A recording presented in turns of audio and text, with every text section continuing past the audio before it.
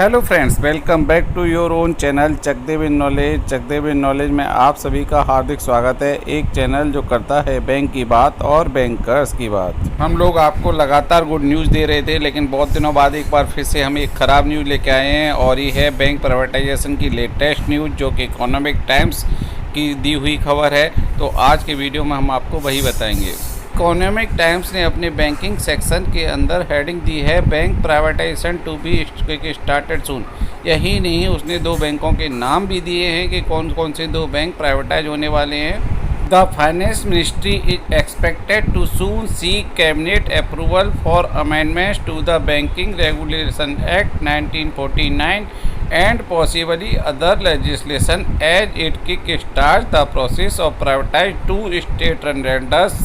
यानी कि finance ministry जल्द कैबिनेट का अप्रूवल लेगी BR एक्ट 1949 और अन्य लॉज में अमेंडमेंट के लिए, जिससे कि दो बैंकों का प्राइवेटाइजेशन जल्द से जल्द किया जा सके।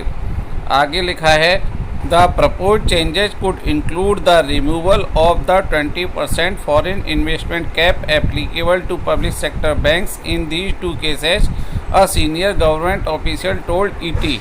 यानी कि सरकार के एक अधिकारी ने इकोनॉमिक टाइम्स को बताया कि गवर्नमेंट एक जो प्रपोज चेंज करेगी वो ये करेगी कि जो फॉरेन इन्वेस्टमेंट है पब्लिक सेक्टर बैंक्स के अंतर्गत, अभी उसमें कैप है 20% से ज़्यादा नहीं कर सकते, उसको हटा दिया जाएगा। और ये ऐसा दोनों ही बैंक जिनको प्राइवेटाइज किया जाना है, दोनों के ही केस में किया जाएगा। A more attractive voluntary retirement scheme (VRS) for employees of these two banks may also be proposed to the cabinet। एक एट्रैक्टिव वॉलंटरी रिटायरमेंट स्कीम यानी कि BRS इन दोनों बैंक जिनको प्राइवेटाइज किया जाएगा उनके एम्प्लॉयज़ के लिए लॉन्च की जाएगी, जिससे कि वो इस प्राइवेटाइजेशन का विरोध ना करें। The government is likely to retain at least 26% of the lenders for the first few years. The extent of stake sale will depend on interest from investors and market conditions. शुरुआत में हो सकता है कि सरकार सिर्फ 26% इन बैंकों में कुछ सालों तक रखे, लेकिन ये डिपेंड करेगा कि जो इन्वेस्टर्स हैं उनका कितना इंटरेस्ट है और मार्केट कंडीशंस यानी कि जो बाज़ार है उसकी कंडीशन, डिमांड और सप्लाई की क्या रहती है, कितनी डिमांड आती है इन बैंकों को ख़रीदने के लिए। Foreign direct investment is limited to 20% in public sector banks under the Banking Companies Acquisition and Transfer of Undertakings Act 1917 and 80। A higher threshold will make these banks more attractive to investors। This will require amendment to the latter as well as incidental changes to the Banking Regulation Act। अभी 20% से ज़्यादा का foreign investment इन सरकारी बैंकों में allow नहीं है। एक बार इस कैप को हटा के इसको ज़्यादा कर दिया जाएगा तो जो भी इसको ख़रीदना चाहेगा उसके लिए बैंक्स एट्रैक्टिव बन जाएंगे, यानी कि वो ज़्यादा इनको ख़रीदने का इच्छुकता दिखाएंगे, इच्छुक हो जाएंगे। और कैप को हटाने के लिए बैंकिंग रेगुलेशन एक्ट में अमेंडमेंट करना ही होगा। Interministerial consultation have been completed on the draft cabinet note on the proposed amendments। We have incorporated the relevant suggestions and the final proposal will soon be put for final consideration and approval of the cabinet, the official said। यानी कि अधिकारी ने बताया कि जो भी ministerial level पे consultation होना था वो हो चुका है, ड्राफ्ट बन चुका है और फाइनल सजेशंस दे दिए गए हैं और जो फाइनल प्रपोजल होगा वो जल्द ही कैबिनेट के अप्रूवल के लिए भेज दिया जाएगा। इससे पहले कि हम वीडियो में आगे बढ़ें और आपको बताएं वो दो नाम जो इकोनॉमिक टाइम्स ने दिए हैं जिनका प्राइवेटाइजेशन किया जाना है, उससे पहले हम आपसे एक रिक्वेस्ट भी कर लेते हैं कि दोस्तों ये आपका खुद का चैनल है तो अपने खुद के चैनल को सब्सक्राइब करना और नोटिफिकेशन बेल को क्लिक करना बिल्कुल ही ना भूलिएगा, जिससे कि हमारे वीडियोज़ के अपडेट आपको मिलते रहें। The government had earlier listed the Banking Laws Amendment Bill 2021 in the winter session of Parliament to provide the necessary legal framework for privatization of public sector banks। इससे पहले विंटर सेशन में भी सरकार ने banking laws amendment bill 2021 पास करने की कोशिश की थी, जिससे कि प्राइवेटाइजेशन जल्द से जल्द पब्लिक सेक्टर बैंक्स का हो जाए, but it was not move to for consideration.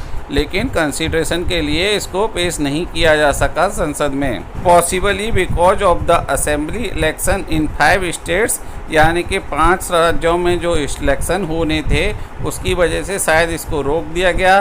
Following victory in 4 states in the election, the government is widely expected to press ahead with its reform agenda. अब क्योंकि government already यानी कि उनकी party 4 राज्यों को जीत चुकी है, तो ऐसे में सरकार ने फैसला लिया है और ऐसा एक्सपेक्टेड है कि जितने भी उनके रिफॉर्म के एजेंडाएं हैं जिनमें बैंक प्राइवेटाइजेशन भी शामिल है उसको वो जल्द से जल्द करना चाहेंगे। Bank unions have opposed the move and sought more public consultation with the stake holders including workers before taking any further steps. Bank unions लगातार ही बैंक प्राइवेटाइजेशन का विरोध करते रहे हैं और उन्होंने कहा है कि पब्लिक से पूछिए, स्टेक होल्डर्स से पूछिए और वर्कर्स से पूछिए, उसके बाद ही कोई डिसीजन लीजिए। Economic Times report suggest that these are Central Bank of India and Indian Overseas Bank, यानी कि इकोनॉमिक टाइम्स की खबर के अनुसार जो 2 बैंक प्राइवेटाइज किए जाने हैं वो सेंट्रल बैंक ऑफ इंडिया और इंडियन ओवरसीज बैंक हैं। हम स्पष्ट कर देते हैं कि ये 2 बैंकों का जो नाम आया है उसमें चकदे विद नॉलेज का कोई भी अन्य इन्फॉर्मेशन का सोर्स नहीं है। जब भी हमारा इन्फॉर्मेशन का कोई सोर्स होता है तो हम उसको क्लियर कट मेंशन करते हैं, और आज का ये जो न्यूज़ का वीडियो बनाया गया है ये प्योरली इकोनॉमिक टाइम्स की खबर के ऊपर है। चकदे विद नॉलेज कोई भी डायरेक्ट इन्फॉर्मेशन गवर्नमेंट ऑफिशियल से निकालने में नाकामयाब रहा और इकोनॉमिक टाइम्स की इस रिपोर्ट को कहीं से भी ऑथेंटिकेशन चकदे विद नॉलेज को नहीं मिला, जो कि नॉर्मली हम लोग हमेशा बोलते हैं कि हम आपको एक ऑथेंटिक न्यूज़ देते हैं। तो ऑथेंटिक न्यूज़ यही है फिलहाल कि इकोनॉमिक टाइम्स की रिपोर्ट्स के अनुसार जो भी गवर्नमेंट ऑफिशियल्स ने उनको बोला है उसके बेसिस पर उन्होंने अपनी रिपोर्ट दी है, और हो सकता है कि सेंट्रल बैंक ऑफ इंडिया और इंडियन ओवरसीज बैंक को प्राइवेटाइज किया जाए, सारे बिल्स को अमेंडमेंट किया जाए। अब जब सरकार 4 राज्यों में इलेक्शन जीत चुकी है तो वो ऐसा करेगी ही करेगी, भले ही बैंक बदल जाए, बैंकों के नाम बदल सकते हैं। हो सकता है ये सेंट्रल बैंक ऑफ इंडिया और इंडियन ओवरसीज बैंक ना हो करके कोई दूसरे बैंक, फॉर एग्जांपल के लिए बैंक ऑफ इंडिया या बैंक ऑफ महाराष्ट्र हो या कोई और बैंक हो। ऐसे में अभी समय आ गया है कि बैंकर्स ये ना सोचें कि कौन से 2 बैंकों का प्राइवेटाइजेशन होना है। कोई भी 2 बैंक तो गवर्नमेंट को करने ही करने हैं, और आज 2 करने हैं तो कल 4 भी करने हैं। तो समय आ गया है कि जाग जाएं, ये ना सोचें कि हमारा बैंक तो सुरक्षित है, और जल्द से जल्द इसका विरोध करना शुरू करें, जिससे कि पिछली बार जीत हुई थी विंटर सेशन में ये नहीं आया था, चाहे वो इलेक्शन का कारण हो, चाहे यूनियन और हमारा विरोध हुआ हो।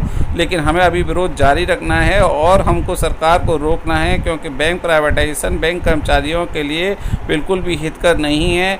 इसके अलावा जो भी हमारा देश है उसमें सरकारी बैंकों की बहुत ही ज़्यादा ज़रूरत है। अपने खुद के चैनल को सब्सक्राइब करना और नोटिफिकेशन बेल को क्लिक करना बिल्कुल ही ना भूलिए, और इस वीडियो को शेयर करना ना भूलिए। Thank you.